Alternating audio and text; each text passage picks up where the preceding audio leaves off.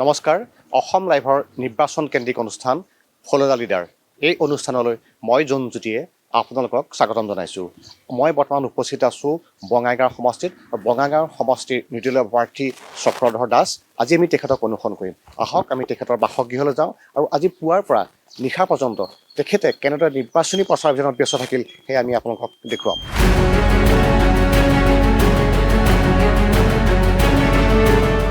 চক্ৰধৰ দাস এসময়ৰ বিজেপি কৰ্মকৰ্তা আছিল, কিন্তু তেখেতে নিৰ্দলীয়ভাৱে এবাৰ অৱতীৰ্ণ হৈছে।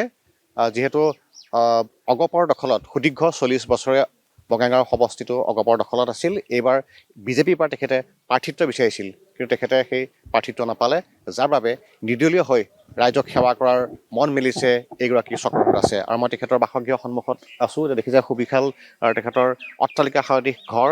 এইগৰাকী ব্যক্তিয়ে প্ৰকৃততে নিজৰ বাবে যিখিনি কৰিব লগা আছিলে, ব্যৱসায় হওক বা অন্যান্য উপায়ে হওক, তেখেতে সম্পূৰ্ণ কৰি লৈছে। এতিয়া ৰাইজৰ সেৱা কৰিবলৈ মন মেলিছে আৰু আমি কথা পাতিম তেখেতে ৰাইজৰ সেৱা কৰাৰ অন্তৰালত বা মূল উদ্দেশ্যটো কি আছিল বা কি মনোভাৱ লৈ তেওঁ এইবাৰ নিৰ্বাচনত অৱতীৰ্ণ হৈছে, আমি সেইখিনি কথা তেখেতৰ মুখে জনাৰ চেষ্টা কৰোঁ। আহক আমি তেখেতৰ বাসগৃহৰ ভিতৰলৈ যাওঁ।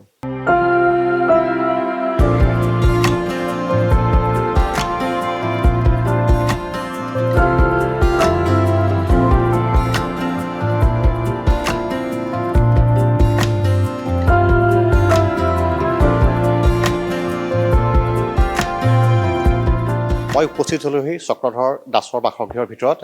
প্ৰকৃততে তেখেতে নিৰ্বাচনী প্ৰচাৰ অভিযানত অংশগ্ৰহণ কৰিব, ওলাই যাব ঘৰৰ পৰা, কিন্তু পুৱাৰ ভাগত তেখেতে প্ৰচাৰ অভিযানলৈ যোৱাৰ পূৰ্বে কি কৰে আমি তাৰ কিছু আভাস ল'ম।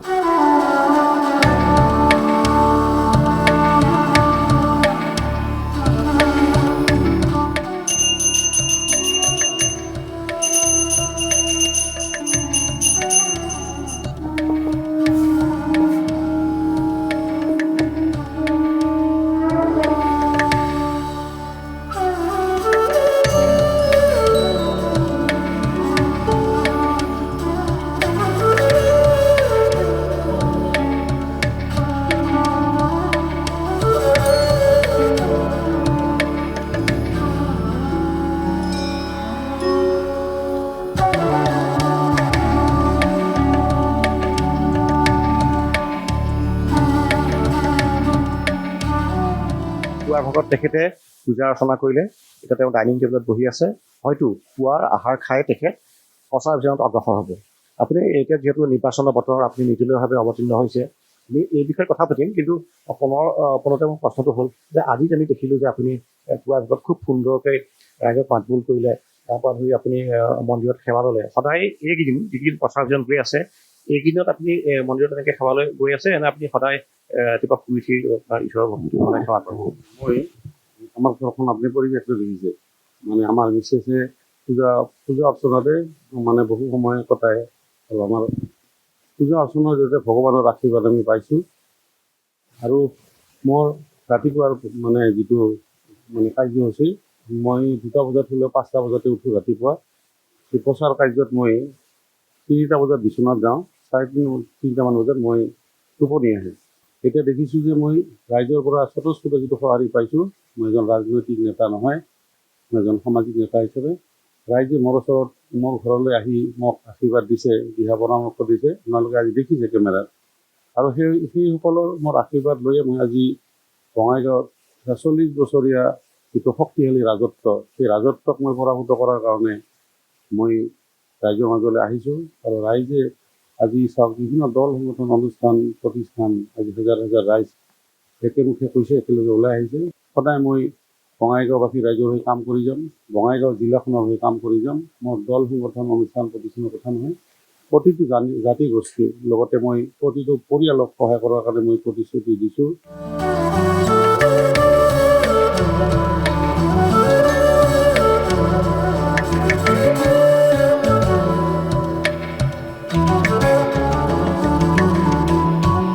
তেখেতৰ নিৰ্বাচন খেলিছে, গতিকে নিৰ্বাচনী প্ৰচাৰ অভিযানত যাওঁতে আপুনি কি খুৱাই পঠিয়াই আৰু বা কি খাবলৈ উপদেশ? বৰ্তমানতো এনেকুৱা পৰিস্থিতি হৈ গৈছে, এইকেইদিন তেওঁ সময় নাপায়। তো মই যিখিনি পাৰোঁ সময় মিলাই কিনে তেওঁক মানে ফৰ্চ কৰি অলপ খুৱাই পঠাম, যিটো স্বাস্থ্যৰ কাৰণে আৰু প্ৰয়োজনীয়। ভাত একদম চিম্পলকৈ বইল ৰাইচ কিবা বইল দাইল এনেকৈ দিওঁ আৰু কেতিয়াবা টাইম পালে অলপ যতন কৰি দিওঁ আৰু তেওঁ যিখিনি ভাল পায় খায় ধৰক কেতিয়াবা মিউছলি খায় কেতিয়াবা এনেকৈ কৰ্ণফ্লেক্স কেতিয়াবা খায় তেওঁ মানে আমাৰ খোৱাৰ কোনো মানে হেৰি নাই আৰু বাধ্যতা নাই আৰু মানে যিখিনি আমাৰ উপযোগী বা যিখিনি আমাৰ প্ৰয়োজনীয় সেইটো কাৰণে আমি তেওঁক দি কিনে খুৱাইলে উলিয়াই খাওঁ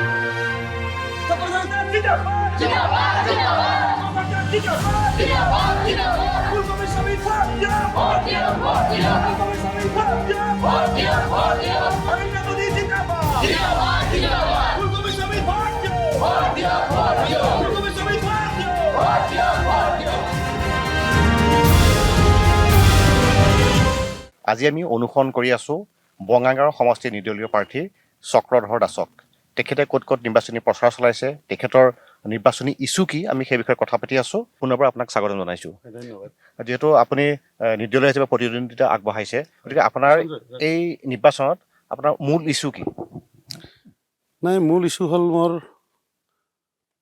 মানে বঙাইগাঁও ৰাজনৈতিক পৰিৱৰ্তন ঘটাই পৰিয়ালকেন্দ্ৰিক ৰাজনীতি পৰিৱৰ্তন ঘটাই বঙাইগাঁৱৰ উন্নয়ন মোৰ মূল লক্ষ্যটোৱে হ'ল বঙাইগাঁও উন্নয়ন বাধাৰ সৃষ্টি হৈছে আজি 40 বছৰীয়া যিটো ফণীভূষণ চৌধুৰীৰ ৰাজনৈতিক ৰাজত্ব এটা পৰিয়ালৰ হাতত হয় হয় এটা পৰিয়ালৰ হাতত 40 বছৰীয়া ক্ষমতা এইটো আচৰিত কথা আজি তেওঁলোকে আজি 40 বছৰ আমি মানে আঠবাৰ জিকিলে কিন্তু 2016 চনৰ পৰা 16 চনৰ আগত তেওঁলোকৰ অস্তিত্ব নোহোৱা হৈ গ'ল তেওঁলোকে আহি পেলাই আমাৰ লগত হাত মিলালে মানে আমাৰ বিজেপি দলৰ লগত হাত মিলাই এলায়েন্সত আহিলে আৰু এলায়েন্স 2016 চনৰ পৰা তেওঁলোকে আমাৰ ভোটেৰে জিতিছে কাৰণ ফণীভূষণ চৌধুৰীয়ে AGP দলটোক ধৰি ৰাখিব পৰা নাই সাংগঠনিক দিশটো ধৰি ৰাখিব পৰা নাই তেওঁলোকৰ নেতাসকল হতাশাগ্ৰস্ত হৈ ওলাই আহিলে যোৱা আমাৰ মধ্যকালীন নিৰ্বাচনত তেখেতৰ গোটেইখিনি নেতা ওলাই আহি প্ৰায় 15,000 ভোটাৰ এই 15,000 ভোটাৰ শৈলেন চৰকাৰৰ নেতৃত্বতে হ'লে নিৰ্দলীয় হিচাপে থিয় হৈছিল তাৰ পিছতেই তেওঁলোকৰ ওলাই অহাৰ পিছতো আজি আকৌ মোৰ লগত তেওঁলোকে লগ লাগিছে আহি পেলাই তেওঁলোকৰ আজিৰ ডেটত বঙাইগাঁও জিলা মহিলা পৰিষদ AGPৰ উপসভাপতি আমাৰ মাননীয়া শৰ্মা বাইদেউ তেখেতে দল ত্যাগ কৰি আজি আমাৰ লগত লগ হৈছে আমাৰ লগত লগ হৈ বাইদেৱে আমাৰ লগত মোৰ হৈ প্ৰচাৰ চলাইছে এইটো এটা সাংঘাতিক ডাঙৰ কথা হয় হয় হয় হয় আপোনাৰ ইয়াৰ আছিল মূল ইছ্যু এতিয়া আপোনাৰ প্ৰতিশ্ৰুতি কি হ'ব ভোটাৰক আপুনি কি প্ৰতিশ্ৰুতি দি পেলাই এই নিৰ্বাচনী জয়ৰ কৌশল কৰিছে নাই মোৰ প্ৰতিশ্ৰুতি মই এজন ব্যৱসায়ী হিচাপে আৰু মই এজন দলৰ নেতা কৰ্মী আছিলোঁ মোৰ লক্ষ্য উদ্দেশ্য আছিল যিটো যে মই বঙাইগাঁৱত পৰিৱৰ্তন আনিব লাগে আৰু পৰিৱৰ্তন ননালৈকে বঙাইগাঁৱত উন্নয়ন নহয় আজি বঙাইগাঁৱত মই যিবোৰ ইছ্যু লৈছোঁ গোটেই বঙাইগাঁওখনত ৰাস্তাবোৰ সৰু সৰু যান জঁট আপোনালোকে দেখিছে এই ৰাস্তাসমূহ বহল হ'ব লাগিছিল বঙাইগাঁৱৰ আধা অংশ বহল হ'ল নৰ্থ বঙাইগাঁও এৰিয়াটো বহল হ'ল কিন্তু আমাৰ ৰেল লাইনৰ ইটো পাৰে ৰেল লাইনৰ সিটো পাৰো পাগলাস্থানৰ পৰা আমাৰ এটা মছজিদ আছে এই মছজিদৰ পৰা আমাৰ বৰপাৰালৈকে এই ৰাস্তাটো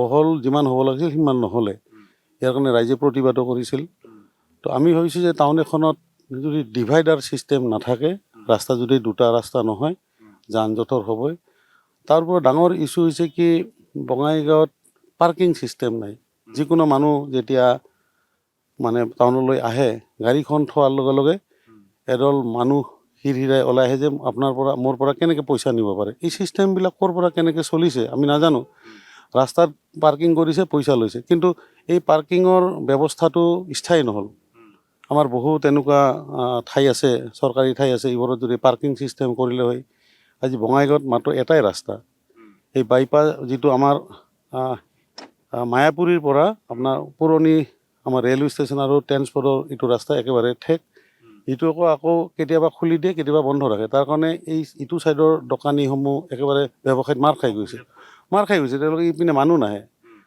গাড়ী সোমাব নিদিয়ে। তো এটা ৰাস্তাৰে টাউন এখনৰ মানুহখিনি অহা যোৱা কৰাৰ পিছত বাকী অঞ্চলৰ যিবিলাক ৰাস্তা আছে ব্যৱসায়ীসকলে মাৰ খাই গৈছে। তাৰ কাৰণে বহু ব্যৱসায় বন্ধ কৰিলে, দিনটো বহি থাকে, নিজৰ হাজিৰাটো বাদেই দিয়ক, ঘৰৰ ভাড়াটোও দিব নোৱাৰে। এইবিলাক ডাঙৰ ডাঙৰ সমস্যা।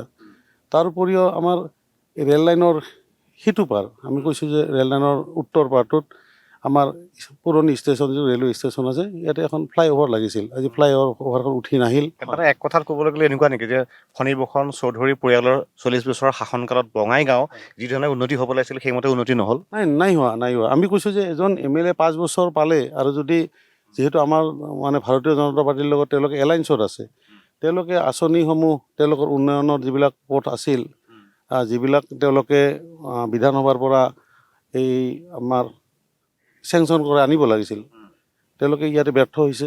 আৰু ব্যৰ্থ হোৱাৰ কাৰণটো হ'ল তেখেতে এজন মানে নাজানো কি কাৰণত তেখেতে AGPৰ MLA এজন হৈ 40 বছৰ থকাৰ পিছতো তেওঁলোকে বঙাইগাঁৱত উন্নয়ন কৰিব নোৱাৰিলে। এইটো ক্ষেত্ৰত তেখেতৰ কি মন মগজুৱে কেনেকৈ কাম কৰিছে মই নাজানো, কিন্তু ৰাইজে এখেতৰ ওপৰত বহু আশা কৰিছিল। সেই আশা সফল নহ'ল, বিফল হৈছে। আৰু উন্নয়ন আপোনালোকে দেখিছে বঙাইগাঁৱত চাওক, কেনেকুৱা এটা মানে ৰাস্তা, মানে নলা নৰ্দমা নাই।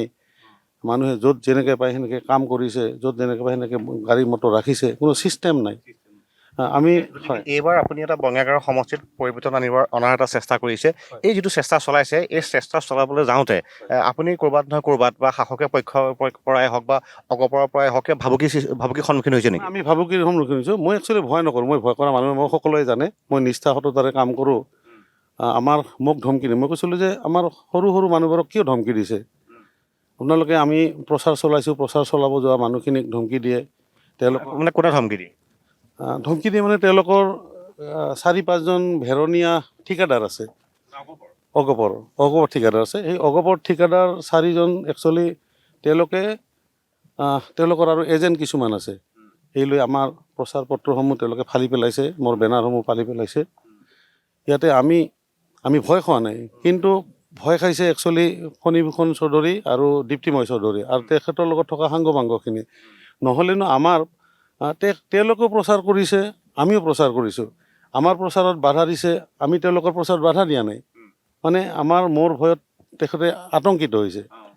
আজি তেওঁলোকক ফণীভূষণ চৌধুৰীক যিয়ে আগুৱাই লৈ গৈছিল, সেই মানুহসকল এতিয়া মোৰ লগত মোক স্বাগতম জনাইছে আৰু কৈছে, চক্ৰ তোমাৰ লগত আমি আছোঁ, তোমাৰ লগত আমি প্ৰচাৰ চলাম।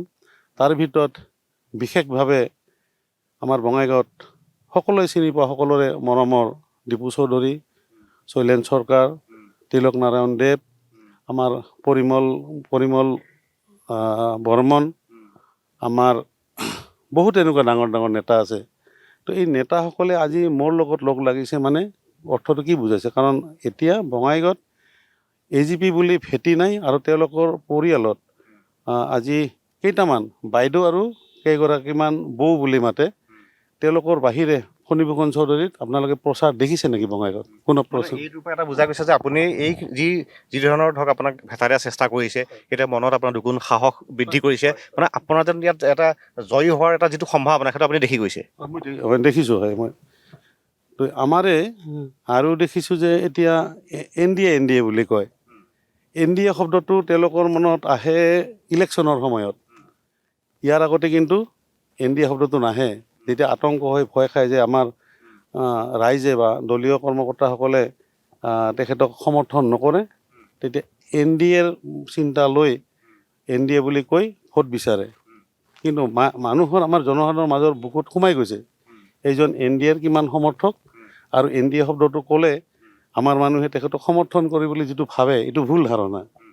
তাৰোপৰিও আজি দেখিছোঁ আমাৰ আজি জয়ন্ত মল্ল বৰুৱা বঙাইগাঁৱত আহিছিল। আমাৰ কিছুমান যিখিনি বঙাইগাঁৱক ভাল পোৱা, বঙাইগাঁও উন্নয়ন বিচৰা কৰ্মীসকল, এতিয়া কোন দলৰ কথা মই নকওঁ, তেওঁলোকে আহি মোৰ লগত লগ লাগি প্ৰচাৰ চলাইছে। আৰু কিছু সংখ্যক বঙাইগাঁৱৰ উন্নয়ন বুজি নোপোৱা নেতা আছে, পালি নেতা আছে। তেওঁলোকে আকৌ কি কৰিছে, NDAৰ লগত লগ লাগিছে। আজি NDAৰ লগত লগ লাগি 40টা বছৰে কি উন্নয়ন কৰিলে সেই কথাবোৰ এই নেতাকেইজনে বুজি নাপায়। তাৰ ভিতৰত মই কৈছোঁ যে আমাৰ হিমানী অধিকাৰী বুলি বাইদেউ এগৰাকী আছে, তেখেতে প্ৰাক্তন বিজেপিৰ নেত্ৰী আছিল।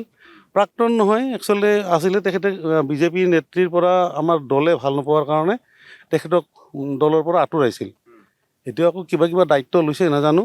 আমি কৈছিলোঁ যে আপোনালোকে বঙাইগাঁৱৰ বিধানসভাৰ পৰা আমাৰ যিকেইজন আমাৰ ছিনিয়ৰ নেতা নেত্ৰী আছে, আপোনালোকে বিধায়ক হোৱাৰ কাৰণে আপোনালোকে বঙাইগাঁৱৰ পৰা চেষ্টা কৰক। আমি বঙাইগাঁৱত বিধায়ক এজন হ'লেহে বা বিধায়ক এগৰাকী হ'লেহে বঙাইগাঁৱৰ উন্নয়ন হ'ব। হিমানী অধিকাৰী ইমান দিনে বঙাইগাঁৱত নাছিলে। তেখেতে আমাৰ গোটেই সমাজখনক এৰি, গোটেই বঙাইগাঁৱৰ বিজেপিটোক এৰি, গোটেই আমাৰ বঙাইগাঁৱৰ যিটো আশা পাতি আছিল যে এইবাৰ পৰিৱৰ্তন হ'ব, তেওঁলোকক এৰি তেওঁলোকে অভয়াপুৰীলৈ ঢাপলি মেলিছিল। অভয়াপুৰীত ঢাপলি মেলি মই বাৰ বাৰ কৈছিলোঁ যে আপোনালোকে অভয়াপুৰীত কিয় যায়, বঙাইগাঁৱলৈ আহক। কাৰণ অভয়াপুৰীতো তেওঁলোকৰ নিজে প্ৰাৰ্থী বিচৰা প্ৰাৰ্থী আছে দলৰ। তেওঁলোকৰ যদি বাৰাকাহীৰ ভাতখন আমি কাঢ়ি আনিব যাওঁ তেনেহ'লে দলত বিভাজন হ'ব। আৰু আজি সেইটোৱে হ'ল। শেষত গৈ পেলাই একেদিনাই তেওঁলোকে 30 বছৰ আজি বিজেপি কৰিলে, সপোন ৰচিছিলে যে MLA হ'ম অভয়াপুৰীৰ পৰা। শেষত আজি চকু পানী মুচি আহিছে। কাৰণটো হ'ল ভূপেন ৰায়ক একেদিনাই AJPৰ পৰা বিজেপিৰ আনিলে আৰু টিকট দিলে। তাৰপিছত দেখিলে যে ইয়াত ভূপেন ৰয় MLA হ'ব। তাৰপিছত এই নেতাসকল বঙাইগাঁৱলৈ আকৌ ঢাপলি মেলিছে। বঙাইগাঁৱলৈ ঢাপলি মেলি এতিয়া মোৰ পৰাজয়ৰ কাৰণে তেওঁলোকে চেষ্টা কৰিছে। কাৰণ কৈছে যে এই চক্ৰধৰ দাস মানুহজনৰ যিটো স্থিতি আমি ইয়াত তিষ্ঠিব নোৱাৰিম, তাৰ কাৰণে মোক পৰাজয় কৰাৰ কাৰণে আজি এটা ষড়যন্ত্ৰ চলাইছে। আৰু NDA বুলি কোৱা সেই দীপ্তিময় চৌধুৰীৰ কাৰণে কি কৰিছে, প্ৰচাৰ চলাইছে। ইয়াতে আকৌ কংগ্ৰেছৰ পৰা তেওঁলোকে মানে এটা বহুত টকা মূল্য লৈ পেলাই আকৌ কিছুমান ঠাইত কংগ্ৰেছক ভোট দিয়াৰ কাৰণে প্ৰচাৰ চলাইছে। এইটো হিমানী অধিকাৰীৰ চৰিত্ৰ। আকৌ AJPৰ পৰা টকা লৈছে। তেওঁলোকে এইবিলাক লৈ পেলাই কৰিছে। আমি কৈছোঁ যে এইগৰাকী নেত্ৰীৰ নেতৃত্বত বঙাইগাঁও উন্নয়ন কেনেকৈ কৰিব। যে যিয়ে নহওক এওঁলোকৰ এইবিলাক স্বভাৱ মই প্ৰত্যাহ্বান জনাইছোঁ। সিদিনাখন আমাৰ বৰপাৰা ফিল্ডত মোৰ এগেইনষ্টত কিছুমান উপলুঙা কথা কৈছিল হিমানী অধিকাৰীয়ে। তাৰ মই প্ৰতি উত্তৰ এতিয়া নিদিওঁ। মই সফল হ'লে সেই প্ৰতি উত্তৰ মই দিম। মোক উপলুঙা কৰা সেইগৰাকী মানে বাইদেৱে মোক বেয়া শব্দ ব্যৱহাৰ কৰিছে। আজিও মোক বিভিন্ন ঠাইত মোৰ বিষয়ে অপপ্ৰচাৰ চলাইছে। কিন্তু মই এইবোৰক মই বাধা বুলি নাভাবোঁ। যিমানে মোৰ এগেইনষ্টত মাত মাতিব সিমানেই মই সফল হ'ম বুলি মই ভাবিছোঁ। কাৰণ মোক আজি ৰাইজে ইয়ালৈ লৈ আহিছে। এই ৰাজনীতি কৰাৰ কাৰণে মোক সমাজত কাম কৰা মই নেতা এজন। আজি মই সমাজ ব্যৱস্থাৰে সমাজৰ উন্নয়নেৰে মই আজি আগবাঢ়িছোঁ।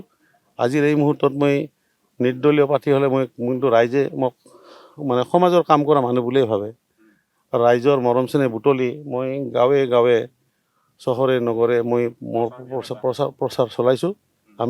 আমি দলাইগাঁৱত এখন ৰাজহুৱা সভা আছে, আপোনালোকে দেখিব। আমাৰ লগত ৰাইজ আছে আৰু ৰাইজে মোৰ হৈ প্ৰচাৰ চলাইছে।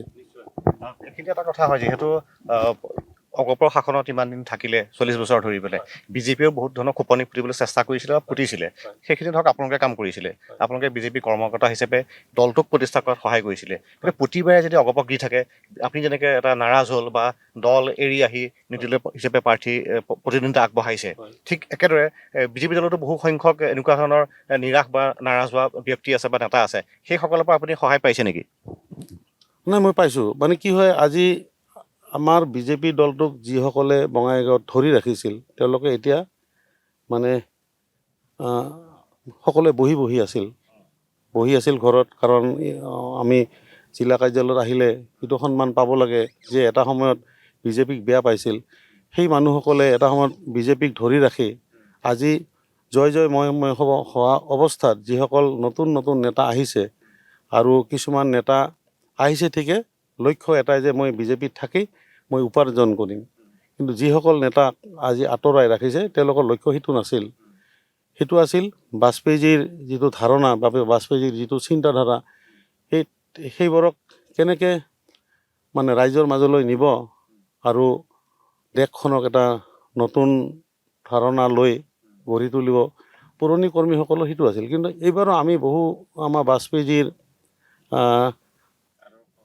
আদৰ্শ তেখেতৰ মানে জন্মদিনত আমি বহু তেনেকুৱা বহি থকা দল এৰি থকা, দলত সুবিধা মানে দলত কাম কৰাৰ সুবিধা নিদিয়া বহু নেতা আমাৰ লগত লগ লাগিছিল।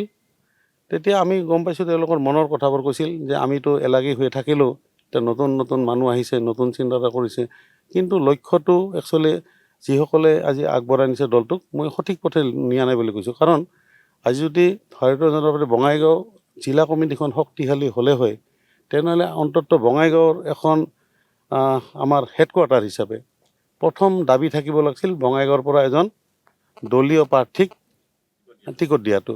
আমি প্ৰথম হেডকোৱাৰ্টাৰটো যদি সুৰক্ষিত হ'লে হয়, কিন্তু আমি দেখিছোঁ যে হেডকোৱাৰ্টাৰটো সুৰক্ষিত নহয়।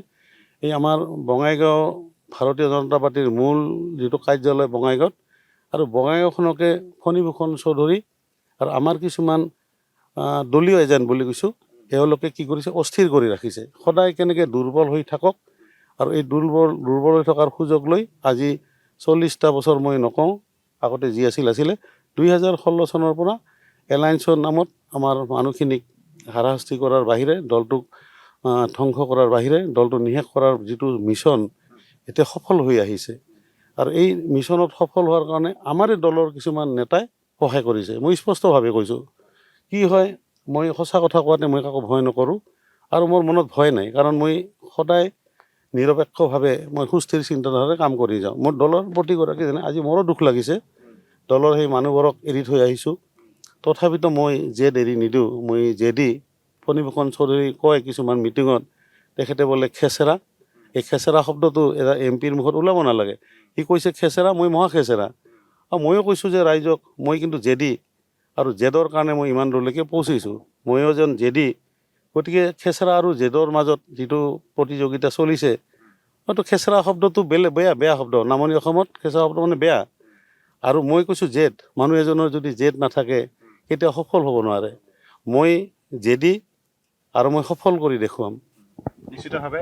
কিন্তু এইখিনিতে এটা মই দেখিলোঁ, যিহেতু আপুনি বিজেপিৰ পৰা এতিয়া আহিলে, নিজে গুচি আহিলে আৰু বিজেপি দলৰ বহিষ্কাৰ কৰিলে, কিন্তু আপোনাৰ মনে প্ৰাণত এতিয়াও বিজেপি আছে। কাৰণ এই কাৰণে আছে, মই কৈছোঁ কথাটো যে আজি আমি আপোনাৰ দুৱাৰ মুখত যিটো আপোনাৰ স্তম্ভ আছে বা গেট আছে, গেটৰ মুখত কিন্তু দুফালে দুখন বিজেপি পতাকা আছে, বা ঘৰতো আমি পতাকা দেখি থৈ আহিছোঁ। গতিকে আপুনি এতিয়াও মনত বিজেপি বহুৱাই ৰাখিছে। মই পতাকাখন কিন্তু গুচোৱা নাই, মোৰ অন্তৰৰ পৰা পতাকাখন গুচাব নোৱাৰে। মোক হয়তো বিভিন্ন মানুহৰ কি কয় কুটিল ৰাজনীতিৰ কাৰণে মই টিকেটটো নাপালোঁ, কিন্তু টিকেট নাপালে যে মনৰ পৰা মোক বিজেপিটো আঁতৰাই নিব, এইটো কেতিয়াও হ'ব নোৱাৰে। মই আছোঁ, আজি যদি মোক দলীয়ভাৱে মোক ৰখা নাই, কিন্তু অন্তৰখনটো মই ফালি দিব নোৱাৰোঁ। মই কৈছোঁ যে মই দেশক ভাল পাওঁ, মই দেশ গঢ়াৰ যিটো, জাতি গঢ়াৰ যিটো লক্ষ্য ভাৰতীয় জনতা পাৰ্টীৰ, আজি ভাৰতবৰ্ষখনক আমাৰ ক'লৈকে লৈ গ'ল। মোদী, আমাৰ বাজপেয়ীজী মোদীয়ে আমাৰ যিসকল কেন্দ্ৰীয় মন্ত্ৰী আছে, তেওঁলোকে আমাৰ ভাৰতবৰ্ষখন কিমানলৈ লৈ গ'ল। আজি ভাৰতবৰ্ষক চিনি পোৱাৰ ব্যৱস্থাটো আমাৰ বিজেপি গভৰ্ণমেণ্টে কৰিছে। তো এইবোৰে মোক ইমপ্ৰেশ্যন কৰি ৰাখে। আৰু মই এইটো মোৰ সদায় মনত থাকে, মই এজন ভাৰতীয় নাগৰিক, মই এজন অসমৰ নাগৰিক, মই এজন অসমীয়া, মই কৰ্মযোদ্ধা। গতিকে এওঁলোকৰ চিন্তাধাৰাৰ লগত মোৰ মিল আছে।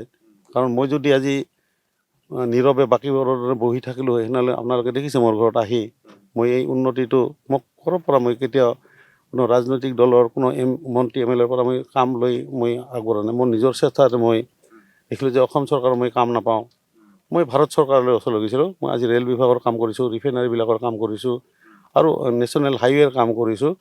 এইবোৰে মোক এটা আৰু উৎসাহিত কৰিছে যে মই কাৰো ওচৰত হাত নপতাকৈ, মই কাৰো ওচৰত মই নোযোৱাকৈ মই কাম কৰি যাব পাৰিছোঁ। আৰু এতিয়াতো মই সকলোৱে কৈছে মই এজন সফল ব্যৱসায়ী। তো তথাপিতো মোৰ মনত ভয় থাকে যেন মই আকৌ পিছলৈ চাব লাগিব নেকি। সেইটো কাৰণতে মই দিনে নিশাই লাগি থাকোঁ আৰু দিনে নিশাই পৰিশ্ৰম কৰি গৈছোঁ।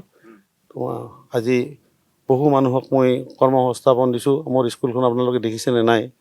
আজি মই স্কুলখনত প্ৰায় 60জনমান শিক্ষক শিক্ষয়িত্ৰী আছে, মোৰ স্কুলত PhD কৰা মানুহ চাকৰি কৰিছে, তাৰ উপৰিও আজি 4th গ্ৰেডত বহু কাম কৰিছে। মোৰ নিজা ব্যৱসায় প্ৰতিষ্ঠানত প্ৰায় 1000 মান মানুহে কাম কৰে।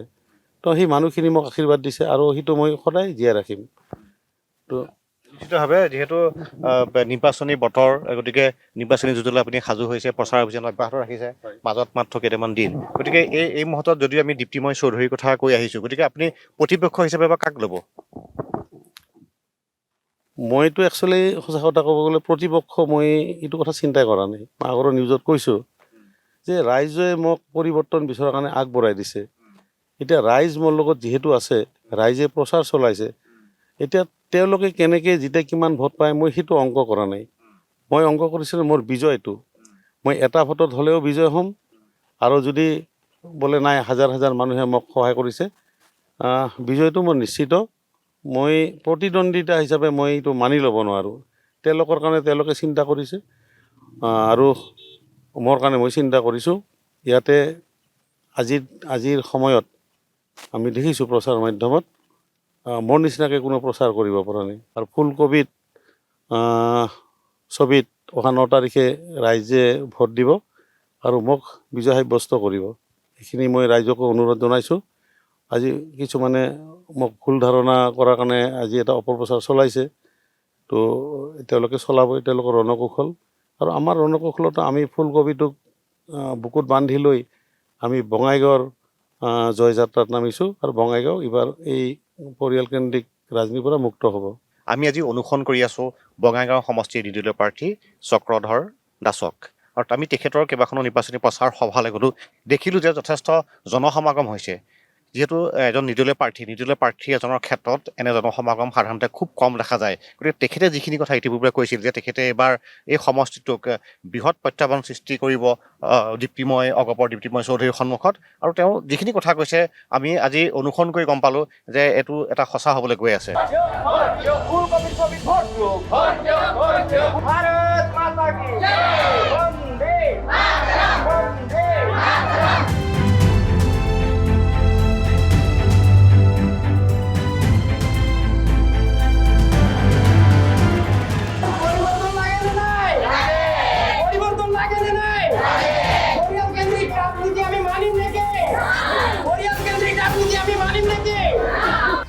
পৰিয়ালকেন্দ্ৰিক ৰাজনীতি, তেওঁলোকৰ চলিবলগীয়া অপশাসন আৰু বঙাইগাঁওবাসী ৰাইজৰ আশা কল্পনাবোৰ পূৰণ কৰা যিটো মোৰ সংকল্প, মানে মোৰ ফটো দেখিলে পৰিৱেশন চৌধুৰী আতংকিত হৈ যায়। হয়নে নাই আয়োসকল ৰাইজসকল? আমি কেইবাখনো প্ৰচাৰ সভাত আমি দেখিলোঁ যথেষ্ট সংখ্যক লোক আপোনাৰ সভাত আহিছে, আপোনাৰ পক্ষত থিয় দিছে, বিশেষকৈ মহিলাসকল। হয়, আমি চাওক, মহিলাসকল ওলাই অহাৰ কাৰণ এটাই যে গোটেইখিনি আমাৰ ভাৰতীয় জনতা পাৰ্টীৰ গভমেণ্টখনে আঁচনিসমূহ দিছে, আৰু ইয়াতে ফণীভূষণ চৌধুৰীয়ে ইয়াৰ বিকল্প প্ৰতিচ্ছবি এটা দেখুৱাইছে। ফণীভূষণ চৌধুৰীয়ে কৈছে যে এইবোৰ মোৰ আঁচনি, মই নিজে অনা আঁচনি। এই ভুল ধাৰণাটো, হয়, এই যে মানুহৰ মাজত এটা ভুল ধাৰণা প্ৰচাৰ কৰিছে। আজি মুখ্যমন্ত্ৰী আঁচনিসমূহ আনিছে, এই আঁচনিসমূহ চৰকাৰে দিয়া আঁচনি, এই আঁচনিসমূহ একচুৱেলি এওঁলোকে একোজন ভুক্তভোগী আঁচনিসমূহ পাইছে। আৰু বঙাইগাঁৱত এটা অন্য ধৰণৰ এটা প্ৰতিচ্ছবি উঠিছে এইবাৰ, যে মই আচলতে এজন ভাৰতীয় জনতা পাৰ্টীৰ নিষ্ঠাবান কৰ্মী আছিলোঁ, আৰু মোক সকলোৱে ভাৰতীয় জনতা পাৰ্টীৰ কৰ্মী বুলি গম পায়। তেনেস্থলত মই নিৰ্দলীয় হৈ কিয় থিয় হ'ব লগা হ'ল? তো ৰাইজৰ মাজত প্ৰশ্ন উঠিছে, এইজনে আমাৰ আচল মানুহ, আৰু এইজনে আচল মানুহ, আৰু ৰাইজে তেনেকৈ স্বতঃস্ফূৰ্তভাৱে মোৰ প্ৰচাৰত আহি গোট হৈছে। তেওঁলোকে মিটিংসমূহ মাতিছে, তেওঁলোকে প্ৰচাৰ চলাইছে মোৰ হৈ। লক্ষ্য এটাই যে আজি বঙাইগাঁৱত যিটো 40 বছৰীয়া ৰাজত্বকাল, এই ৰাজত্বকালত আমাৰ মানুহখিনি যিখিনি বঞ্চিত হৈছে, এই বঞ্চিতৰ প্ৰতি উত্তৰ দিয়াৰ বাবে আজি মহিলাসকল একেলগে ওলাই আহিছে। আমি দেখিছোঁ এই প্ৰচাৰ আমাৰ সভাসমূহত মহিলাসকল প্ৰায় মানে বেছি সংখ্যক মহিলাই আহিছে। আৰু আমি আৰু এটা দেখিলোঁ আপোনাৰ প্ৰচাৰ সভাত, যিহেতু প্ৰচাৰ সভাৰ শেষত আমি ভাৰত মাতাকে ধ্বনি দিয়া দেখিলোঁ, হিমন্ত বিশ্ব শৰ্মা মুখ্যমন্ত্ৰী ধ্বনি দিয়া দেখিলোঁ, দেশৰ প্ৰধানমন্ত্ৰী ডক্টৰ নৰেন্দ্ৰ মোদী ধ্বনি দিয়া দেখিলোঁ। কিন্তু এইটো যিহেতু আপুনি নিৰ্দলীয় হিচাপে খেলিছে, কিন্তু আপোনাৰ যিসকল কাৰ্যকৰ্তা আছিলে তেখেত আটাইসকল কিন্তু মই বিজেপি কৰ্মী যেন লাগিছে। এইটো ৰাইজৰ কথা। এতিয়া ৰাইজৰ মুখৰে যিবোৰ প্ৰতিধ্বনি ওলাইছে এনেই ওলোৱা নাই। আজি নৰেন্দ্ৰ মোদী জিন্দাবাদ, ভাৰত মাতা কি জয়, এইটোতো আমাৰ মূল মন্ত্ৰ হ'ব লাগে। মূল মন্ত্ৰ কেনেকৈ আমি ভাৰত মাতাৰ আমি একোটা সন্তান সকলোৱে স্বইচ্ছাই কৈছে যে মই চক্ৰধৰ দাস হিচাপে মই আজি নিৰ্দলীয় থিয় হ'ব পাৰোঁ। মোৰ চিন্তাধাৰা এই প্ৰতিধ্বনিবোৰৰ লগত একেই। আৰু যিমান সংখ্যক আমাৰ কৰ্মী আছে এওঁলোক কিন্তু মানে জিলা পৰ্যায়ৰ বা কোনোবা মণ্ডল পৰ্যায়ৰ কৰ্মী নহয়, এওঁলোকে জনসাধাৰণ। এতিয়া জনসাধাৰণ হিচাপে আজি মোৰ প্ৰচাৰ সভাসমূহলৈ আহিছে। এটা নতুন চিন্তা, নতুন ধাৰা আৰু নতুন টেকন'লজি বিচাৰি আহিছে। আৰু তেওঁলোকে নিশ্চিত হৈছে যে এইবাৰ চক্ৰধৰ দাস বঙাইগাঁৱৰ পৰা MLA হোৱাটো নিশ্চিত। আৰু সেইটো কাৰণতে তেওঁলোকে উৎসাহ উদ্দীপনা বেছি দেখা গৈছে যে এইবাৰ পৰিৱৰ্তন হোৱাটো খাটাং। নিশ্চয় আমি আপোনাক অভিনন্দন জ্ঞাপন কৰিছোঁ। আপোনাৰ মনৰ আশা পূৰ্ণ হওক।